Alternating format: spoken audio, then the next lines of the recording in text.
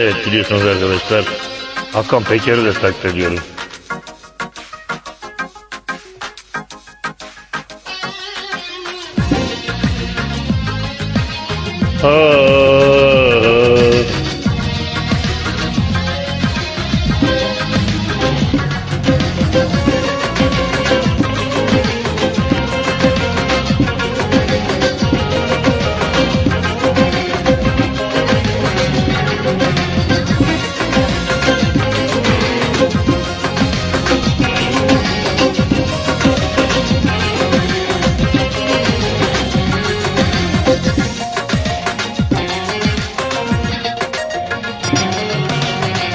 Daha henüz tanışmadık, bir kez gördüm camdan cama.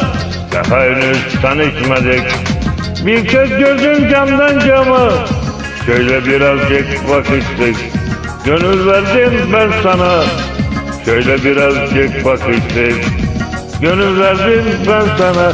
Camdan cama, camdan cama, camdan cama, aşık oldum hemen sana. Camdan cama, camdan cama, camdan cama, gördüm aşık oldum hemen sana.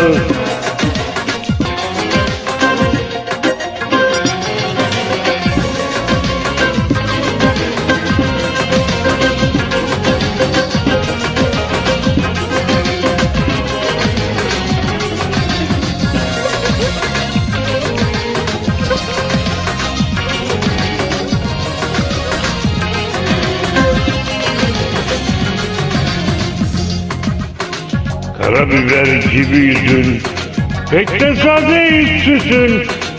Karabiber gibi yüzün, pek de sade içsüzün. Canımı aldı o gülüşün, aşık oldum ben sana. Canımı aldı o gülüşün, aşık oldum ben sana.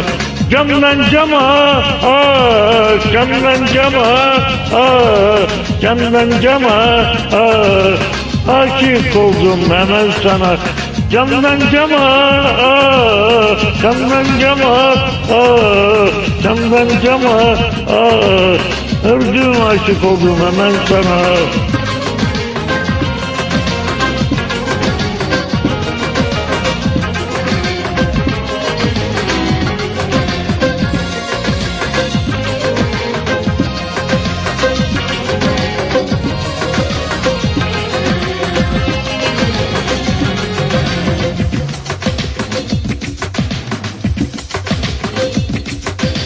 Camdan cama, camdan cama, camdan cama, gördüm aşık oldum hemen sana.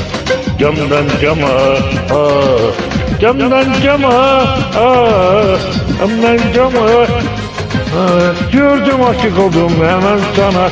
Camdan cama,